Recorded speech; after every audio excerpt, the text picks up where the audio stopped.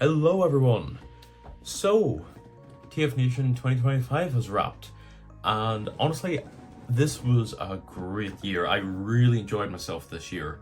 I always feel bad whenever the convention ends because I think everyone in some way suffers from post-con blues, if you will, but no, I had so much fun this year. I find that for the first time in a while, I didn't attend many panels or see many of the guests. If I did see any, it was the Triple Takeover guys and the charity auction on the Saturday night, finally ending with the closing ceremony on Sunday. But honestly, I didn't see very many panels this year.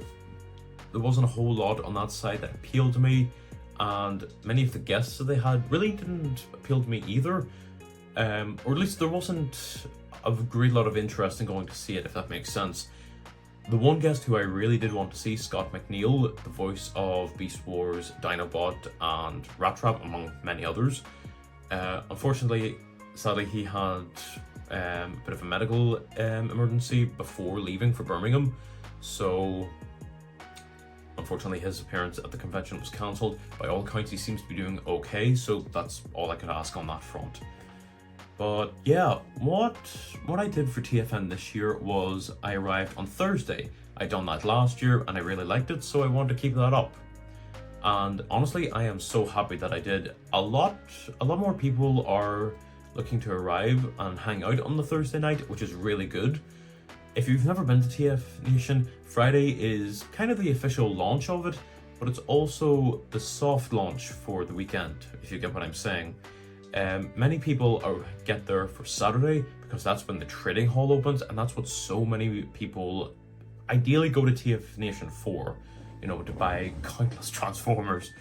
But if you get there on the Friday, the trading hall hasn't opened and they have a couple of smaller panels. But Friday has become much busier as time has gone on, so a lot of people find getting there on Thursday gives you a chance to just have kind of like a quiet opportunity to hang out with people in the bar, hang out, chill out, meet up with people. And if you're lucky enough and you've either talked to people online or you have a small friend group, buy and trade Transformers. So that's what I find myself doing this year, which I'll cover in a moment. So yeah, all in all, I find that I wasn't attending many panels, I wasn't seeing many guests, but I was hanging out with the main friend group way more this year, and I absolutely love that. They are the best fun and I always enjoy hanging out with them. We had, I think this was the second year of the Throttlebot 5000. I didn't enter last year, but I did this year, and it was absolutely hilarious. Hopefully somewhere in the near future, the full Throttlebot 5000 of 2025 will be released here on YouTube. If it is, you'll find a link to it somewhere on screen or in the description below. But yeah, it was an absolute blast. But yeah, on that note, let's get in and show some stuff off. So I've been wanting to get back into customizing for many years, and the last one that I did was at the tail end of 2019, which was my custom Triple Changer dropkick from the Bumblebee movie. I had been showing this off at TFN for a couple of years and everyone seemed to love it, but I felt last year I had brought this back and was still showing it off, but I felt like a one-trick pony, so I wanted something else to show. Which was why, for the first time in 6 years, I finally sat down and did some customizing again. Starting with my custom Rise of the Beasts backstomp. Now, I always go back and forth between backstop or backstomp. Stomp somehow feels more appropriate because he's a giant rhino, but whichever works for you. I'd actually bought this figure on a US road trip in September of 2023. That's how long ago I planned to do this. But whenever I saw the way the horn had plugged into the shoulder, I immediately thought of Cybertron Backstop, and I knew I had to do a version of my own. And I'm so proud of this one because I had a clear image in my mind, of how I wanted to go about this. I took my time, went over it. I have never done weathering before, and there is so much on this guy, which I am so pleased with. It worked out so very well, and I'm really pleased with this. Backstop wasn't the only figure that I'd had in the pipeline for a long time. The other is Outsider here. So anyone who remembers the early 2010s might know of a video game called Transformers Universe. Its aesthetic was kind of halfway between Prime and the live action movies, but I remember playing it very briefly when it was in its beta stage, but the game got cancelled and everything got taken down, which was a real shame because they introduced so many brand new characters and designs for that I worry a lot of fans might have forgotten. But one of the characters was called Outsider, who turned into like a party bus knockoff. And then we got Studio Series Wheeljack, aka Pablo.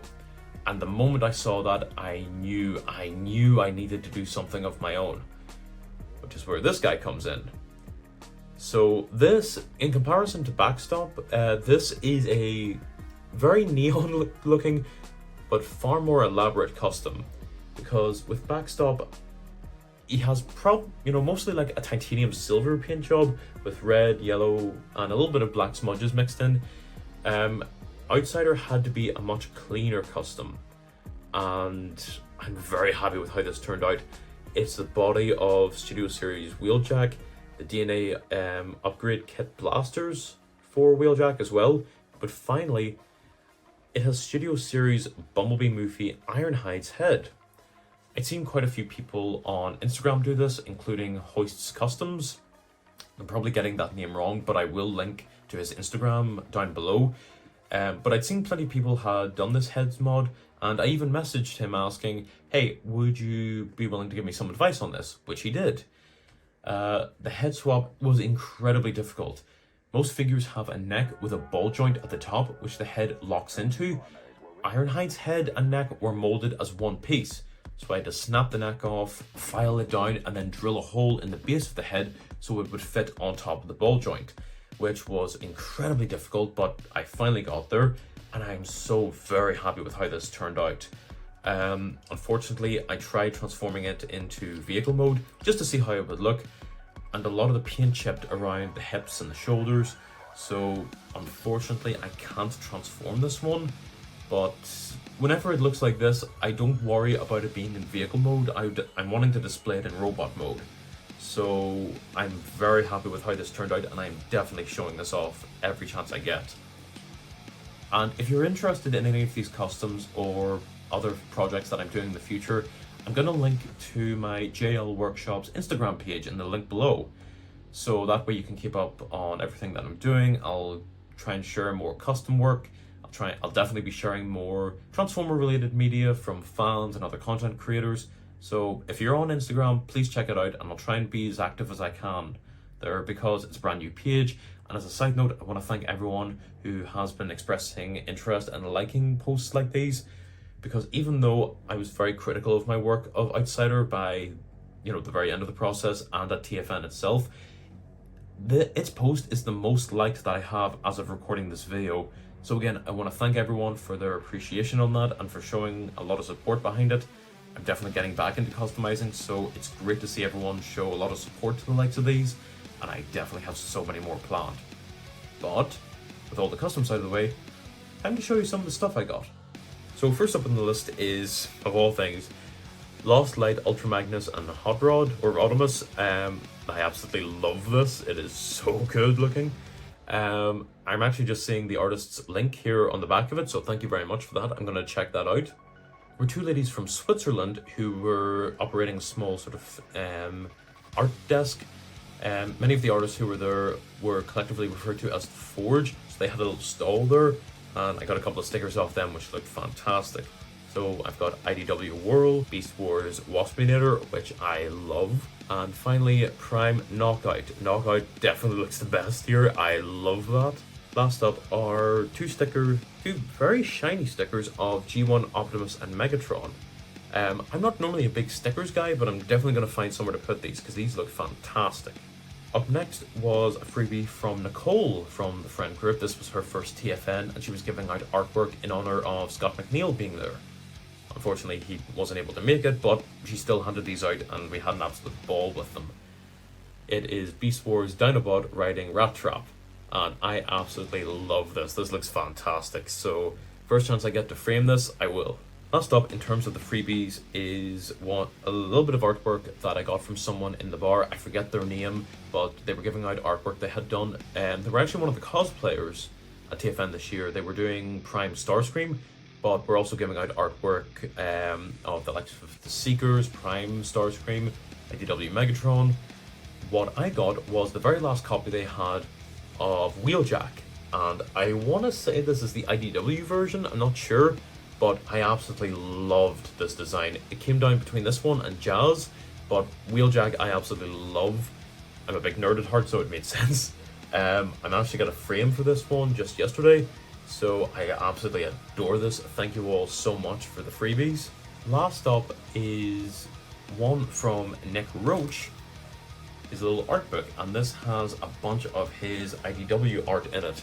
And I didn't actually get the proper chance until last night to go through these, and so many of them look just amazing. I mean, it's Nick Roach, of course it's going to look amazing, but just flicking through these looks outstanding. So yeah, I'm so happy I picked this up.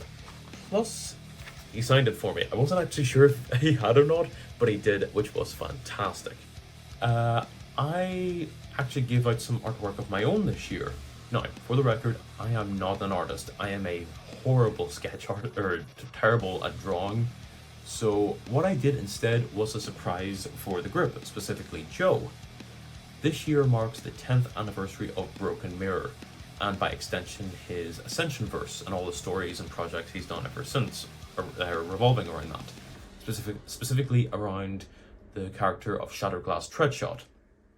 So, one of the actors who works on the show is called Mason, who is a phenomenal artist. So I reached out to Mason asking if he would do some artwork in honor of that.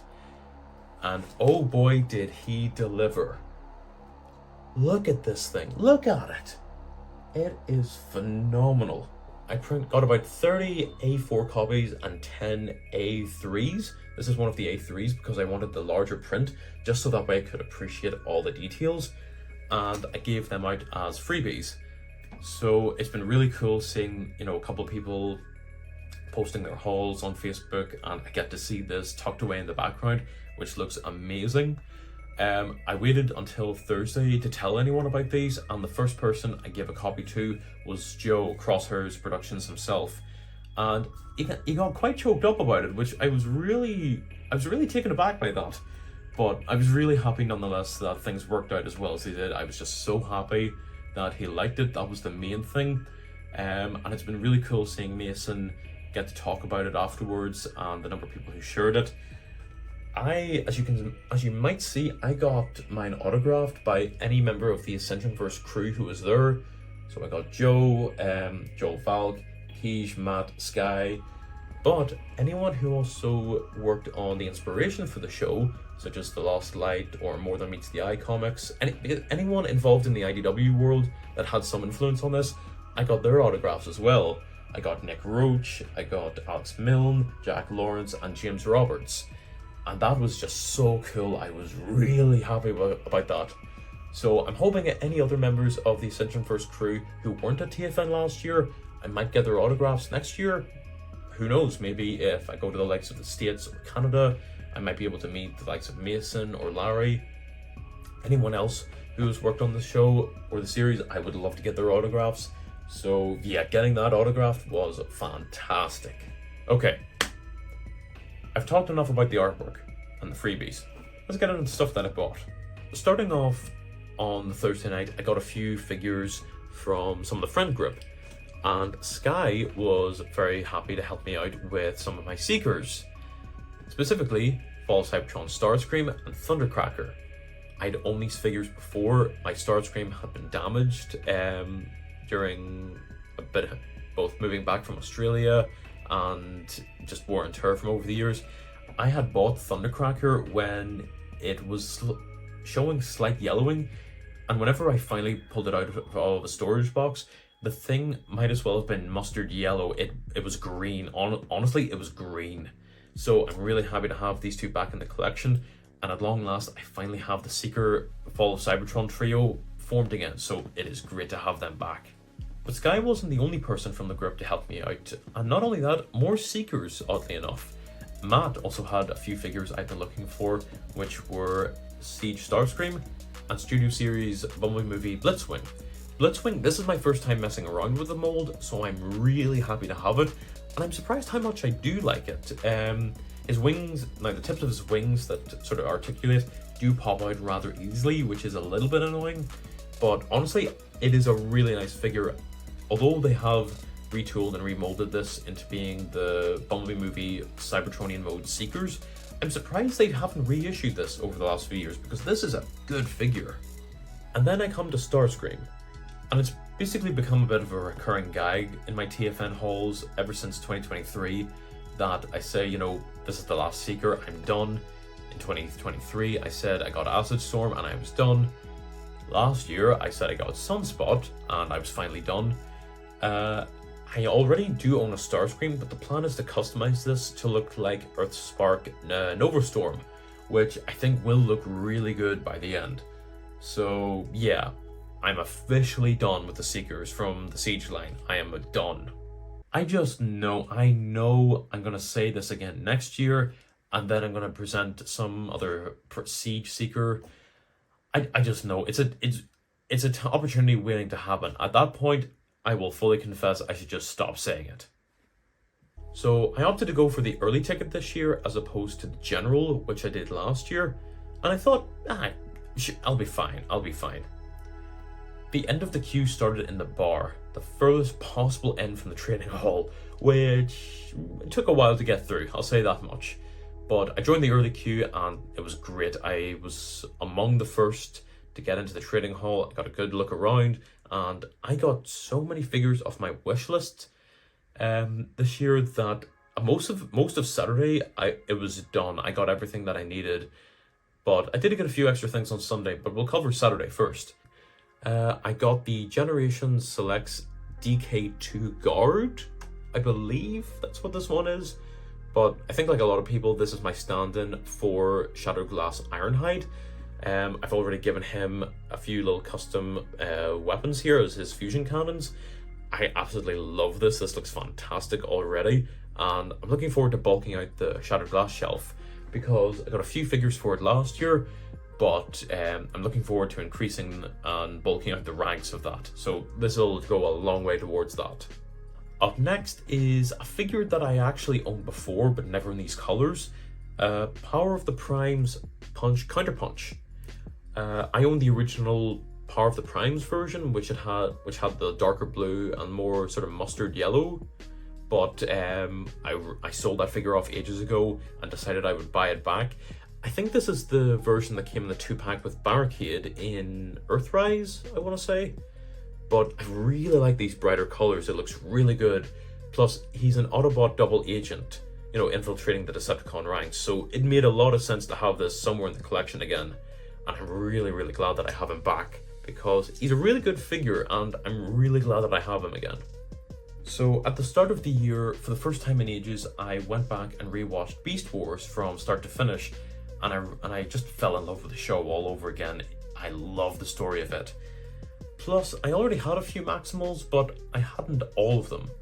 So, I managed to get Cheetor from the Netflix series and an unyellowed Tigatron, which looks fantastic. Unfortunately, Tigatron, all the Tigatrons are susceptible to yellowing. I think I even see a little bit coming on there. But these two were still mint in box, Tigatron especially. And anyone that I've talked to basically says, you know, it's a ticking time bomb. You know, it will yellow badly at some point. But having said that, it looks really good at the moment. Plus, there were 2 Tigatrons at the toy food table that were not only incredibly yellowed, looked like they had a tan going. So if I find a photo of that, you'll see it on screen now. But again, I'm just really, really happy that I have these 2 again because it's nice to have the big and the little cat again. I've never actually owned these molds before, so I'm just realizing that's actually an extra bonus. So yeah, this will be really good. Sticking with Beast Wars, in honor of Scott McNeil, you know, not being able to attend, I got the Kingdom Waspinator, which I'm really, really liking. The weird irony is, I bought the animated Waspinator, I think in TFN 2019, and the reason I got it was because it was long, lanky, and it matched the animated aesthetic, and I really liked that. But having said that, falling in love with Beast Wars again and realizing that Waspinator is probably my favorite character, it just made sense to pick this guy up, so I am so happy I have him. A figure that had been on my wish list for a while, but I hadn't really come around on, was Titan's Return Misfire. Don't ask me what it is, I think it was probably his run in the IDW comics, but Misfire has become such a highly sought after figure. For the last 2 years at TFN, someone has tried to sell this for £100. And every time I kept saying, no, that's too expensive. I then see what the figure goes for on eBay, which does not help. So I finally thought, I'm gonna swallow my pride and get this. I got this one for 90 quid. I wish I had actually sort of haggled the price down a little bit, but nevertheless, I'm actually really happy to finally have this guy in the collection because he looks really good alongside my other scavengers. So yeah, it's really good to finally have him in the collection. A figure, when they first announced it, I was really on the fence about, but really liked the look of, but finally decided to get, and honestly, I've just fallen in love with it ever since, is Legacy Cybertron Sideways. This thing is probably one of the best figures I've owned in a long time. I wish I was making that up, because I'm somebody who, I confess, I like a little bit of, complexity to some of my figures, or else I go for a particular aesthetic, maybe the Prime figures I go for more, especially those maybe from the IDW series, but Cybertron got me into the franchise, and I knew I wanted to get some representation from it. This guy is not only incredibly posable, he looks incredibly cool, plus his spacecraft mode is just incredible. I love the look of it. So it doesn't help in a way that he was also the first figure I took out of the box and just fell in love with. It looks amazing, it is highly posable, it looks fantastic, and not only that, he's tall and he's skinny. And don't ask me why, that just makes him look even better. So if you're on the fence about this guy, honestly, I just recommend buying him. He is fantastic. I cannot recommend this one enough. Sticking with the TV shows for a moment, I had wanted to bulk out my Predacon shelf for a little while, and none of the Prime Predacons really appealed to me. I had Predaking, Darksteel, and Grimwing. They were really the only ones that stuck out to me. I didn't like many of the other Prime Predacons, and I heard kind of mixed things about some of them. All but one, Ripclaw. Which honestly, I'm really liking the design of. I really like her colours as well. Plus, look at that massive tail. So I'm really looking forward to getting the Predacon shelf set up because I get the chance to show this off, and along with another figure that you'll see in a little moment. For the record, this figure isn't the Predacon I was referring to, but it is a very worthy inclusion. Legacy Robots in Disguise Skybite. I got the Thrilling 30 version in 2019 as well, and I love that figure, but Joe of the group had bought Skybite here. I was gonna say Skylings. Had bought Skybite here and was just messing around with him, and he looked fantastic, so I had to go for it, and I am so happy that I did. This guy looks incredible. He's so much more posable, and I haven't really got messing with the shark mode yet, but what I've seen of other people messing with it, the way the tail moves and everything, the way the mouth and the jaw articulate, it looks fantastic. So I cannot wait to get this in beast mode. It just looks incredible. Up next was one of the most sought after 2-packs, I think, out of the entire haul, which was Physitron and Carnivac. But let's be real, he's Iron Fist. I absolutely love this 2-pack. Now, I remember watching Toy Guy's review of it, and he pointed out, it's been a few years since these molds were produced, so while the mold is still fantastic on both of them, I don't know if the mold has been eroded is maybe the wrong term to use, but definitely with the likes of Iron Fist, something about the mold feels slightly off. I don't know, or at least maybe one or two of the joints feel loose. I don't know if that's a universal thing or if that's just a very specific nitpick of mine, but nevertheless, I really, really like this figure, and it's really good to finally have an Iron Fist in the collection. Carnivac's okay. I'll admit that much. He's okay. Titan's Return was probably my second favourite toy line of the Prime Wars trilogy, but the Titan Master gimmick got really old for me, so nevertheless, it's nice to have another representation of the IDW universe.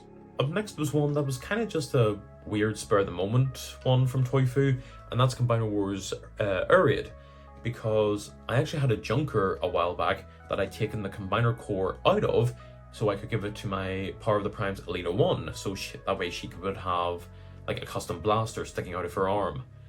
You'll see a photo of that on screen now. I was really happy about that, but I felt like I needed, I don't know why, I needed a spur air raid just for emergencies. I have heard a few people say that a few aerial bots or the Combiner War limbs have disintegrated or, on the rare occasion, exploded from time to time whenever they're being disassembled, so I felt like I needed to have a backup just in case, but we're all sorted. Earlier I mentioned getting to TFN on Thursday night, and Matt of the group had his Energon Gauntlet contest or competition, which might as well just be Transformers Obscurity the card game. So we played through that, and as you earned points, you had the chance, if you built up enough, to earn a certain prize. One of the group, Kij, rolled the dice and won a custom Liege Maximo Matt had done using the Prime Voyager Starscream figure. And I had thought about doing this custom for a long time, but finally seeing it like that gave me the inspiration to finally go ahead and do it. So I got a Prime Starscream for that occasion. And seeing Matt's custom really proved just how much this mold works for that. So I'm really, really excited to see how that all works. But more than anything, I am so happy to finally have this. It was still mint in box. It looks fantastic. And yeah, I'm really excited to get this custom going. So let's do it. Another two figures that I got on Saturday were two that I had been looking for a while. And I've been really excited for them. Age of the Primes, Alchemist Prime and Onyx Prime. I am amazed with these two. Like, Alchemist looks the most simplistic, and whenever I saw his transformation online, it did strike me as being somewhat straightforward. But then whenever you're messing with it in person, not only is it a really nice smooth transformation, his vehicle mode looks fantastic. It's like an armored truck, which we don't see very many of in the Transformer fan base or in the fandom. So it was really good to see this. Plus, I just love his face. He probably has the most handsome moustache I've ever seen on a figure, which isn't something I say very often, but I just adore this thing. Onyx Prime, meanwhile, is absolutely incredible. I love the way this thing looks. I can tell this was a popular figure for two reasons. One, the number of people that had this on Saturday morning alone was insane. Even more so, whenever I got into the trader hall, I saw that Kapow had a bunch of Onyx Primes, but many of the figures that I was after were only available at In Demand. So I went over there, got the likes of Alchemist Prime and Cybertron Sideways, and made my way back across to Kapow. They had already completely sold out of Onyx Primes, so that really stands out to how well this thing sold and how many people were really looking forward. So yeah, it is fantastic.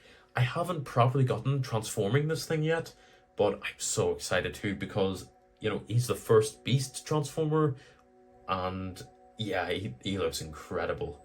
I did think a lot about his Transformer 1 version that was blue, so while I can somewhat see this figure in blue, the sort of brown tan color I think works a lot better for it. So yeah, it is really nice. So everything I just covered were all the figures that I got on Saturday. I also got some really nice 3D printed stuff from Funbee Studios, who I had heard tell of before. They're probably, or at least I know them best as making the 3D printed hands for Earthrise Cliffjumper, specifically from the Skybound comics, where he extends a certain finger to the audience. I saw that immediately. I knew I had to get it. I'm gonna censor it here simply because I think it's too funny not to, but you get what I'm saying when I'm showing you this photo. Another thing they had was Iron Fist's battle platform. This they had on display on Saturday, and the guy behind this counter said, "I plan to sell this tomorrow if it hasn't sold already." It was the only one they had. I had to go for it. It looked too cool. I now realize that given the way that it stands and everything, it looks a bit odd when I see Iron Fist posing with it. I probably, if I had thought about this more, probably would have given Iron Fist maybe a machine gun of some nature, but nevertheless, I am so happy that he has this, because honestly, it looks really, really good when you see him set up with Iron Fist, so yeah. Another one that I got that I had no plan of getting, and I wouldn't even say that I'm a big Armada fan, but it looked too good to pass up. It was the Skyboom shield from the series, and this looks really nice. It comes with an adapter peg on the back, so either you can have a deluxe hold it or pose it or hold it on its arm. And I'm really looking forward to seeing what that looks like. I have a Legacy Armada Starscream here somewhere, and it'd be interesting to see what that looks like. But more than anything, this is a nice shield. Oh, I might even repaint this in Shattered Glass colors. Don't hold me to that one, but it looks really, really good. And the final thing that I picked up from them was this little kind of Energon shield piece. This looked fantastic. Whenever I first saw this, it was plugged into Iron Fist's shoulder, so that was kind of the inspiration to get it. And then I thought about Trailbreaker.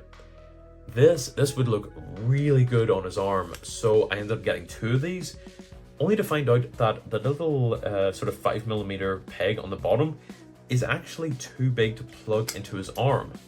It's just a fraction too big, because believe me, I've tried pushing it in there, but I don't want to damage the peg, and the last thing I want is to break that off. So what I'm going to do is I'm going to sand both copies down ever so slightly, and that should fit into the arm. So all being well, that shouldn't be much of a mod, but I'm really looking forward to seeing what this looks like all plugged in, because I mean, look at that. That looks cool. I do have one correction. That wasn't the last thing that I bought. It was the smallest item of them, but it is the small ones. I did get one final one. They also had a collection of ships there. They had the likes of the Ark, the Nemesis, the Axelon. They did have one from the comics that I really like the look of, and it was the only one they had. The ship The Lost Light from the More Than Meets the Eye comics. I love those comics. I'd need to properly sit down and read all of them, but of what I've read, I just absolutely love them. Hell, I wouldn't have a Lost Light shelf if I didn't. And they had this ship, and I knew I had to go for it. So it is fantastic having this here. He did tell me that the little red tendrils on the top were quite fragile, so I packed this into a box and I prayed that it survived the trip back home. It did, so thank goodness for that. But yeah, this is a fantastic print. All the painting and the highlighting looks fantastic, and the fact that, yes, it's 3D printed, but the fact that it looks so clean is really nice. I wonder what this might have looked like if it was resin printed, but I don't know that much about 3D printing or resin printing, so it's not really my place to comment on that. But again, I loved that. So on Saturday, I ended up getting most of the figures that were on my wish list, and I was really happy with that. And I said to myself, well, you know what? You've gotten most of everything you need. I think it's best you leave it at that. Have a go around the trader hall, see if there's any artwork that you want or any extra figures, but we'll probably call it at that. No sooner did I pass the Kapow table, I immediately spent probably the most figure I had on any figure over the weekend. MMC Deathsaurus. This is a figure I've seen for a while, and it looked just so good. I couldn't pass it up. I don't know a whole lot about IDW Deathsaurus, but he's a giant robo dragon. How was I going to pass that up? This was the other Predacon I was referring to, which will be going on my Predacon shelf, because, come on, he just looks too cool. I haven't actually got him out of the box yet, so I am so very excited too. He looks fantastic, and I've heard plenty of good things, so yeah, this is exciting. And the final figure that I got is a third-party, I believe it's third-party, Bumblebee movie Bumblebee. I had been talking to another fan at in the bar who had a Bumblebee of his own, and I said I'd really wanted to get the Transcraft Beetle, which was a third-party Bumblebee that looked almost identical to his movie self and had a very clean transformation. but he said, I haven't seen that figure around. It is very elusive, but there is a much smaller figure at, I believe, Omega Lock. So I went in and it was the last copy they had. I think it's the Lucky Cat Extreme Trans ETO1 Me. That's probably the longest winded version of putting it, but it is a tiny, tiny Bumblebee. I mean, actually, what's the smallest figure I have? I didn't actually show this off a minute ago, but I'll talk about them again in a second. So this is the little the little Lucky Cat Bumblebee. This is Blocky's Transformers 1 Soundwave. The thing barely gets up to its elbow. This thing is tiny, and it still transforms. I haven't actually gotten transforming it yet, but I can see all the vehicle parts, the hinges, the ball joints. This thing still transforms. That is insane. Plus, come on, it is adorable. This is probably one of the smallest Transformers I've bought in a long time, but it is fantastic. I love the look of this. I'm so happy to have this in the collection. Now, I did talk about all the freebies that I got in terms of artwork. I also forgot about the freebies I got in terms of figures. So first up is from Matt, aka the 360verse, who gave me Blocky's Jazz and Transformers 1 Soundwave. I think the much smaller Jazz is, oh gosh, I forget the exact line, but they're some of the smallest, maybe the Galaxy version, but they're some of the smallest figures that they do. I love Jazz, so I'm so happy to have this figure in the collection. And Transformers 1 Soundwave. This was a very pleasant surprise. I had wanted to get the sort of G1 styled Soundwave in this size for a long time, but I now have the 1 version, and this thing looks fantastic. I love this. Very, very unique build too. I really like putting this together, so I might just consider looking into getting more Blockies, but I'm going to be very specific because I don't like the fact that so many of them are blind polybags, but again, we'll see how that goes. Up next is, I forget the exact name of this one. I believe it's the Q-Class Lockdown. I think this one came out around the release of Age of Extinction. So he has his sort of very sleek Lamborghini styled vehicle mode as sort of like a chibi design, but more of his like animated colors. This thing is really cute. It's a very weird design, but this is really nice. And finally, the very last figure, a Bot Shots figure. I think this was from Joe, but it's the little camera. I don't know the name of this little figure, but it is really, really cute. And plus, I love this little camera form, so I had to go for it. And at long last, that is my TFN 2025 video wrapped up. I know this has gone on a while. I'm going to cut this short right here. Thank you all so much for watching. Thank you to everyone at TFN. If I met you in passing or had a conversation with you, thank you so much for making it a great experience. Thank you again to just about everyone who stopped by, said hi, and anyone that made this year just a really good year and so enjoyable. So thank you to everyone who was at TFN, all of the organizers, and more than anything else, you for watching this video. So thank you very much, and I will see you next time. Bye bye.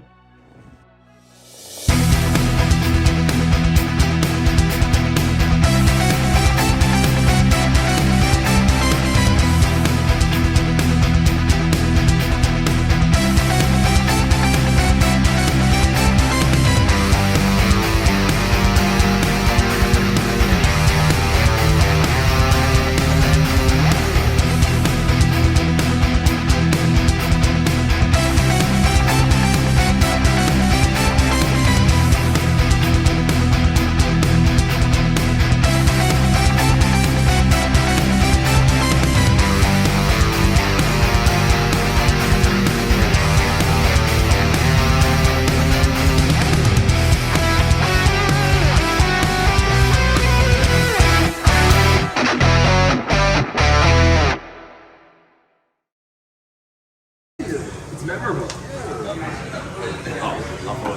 thought it was perfect. Yeah, you're just drowning in it.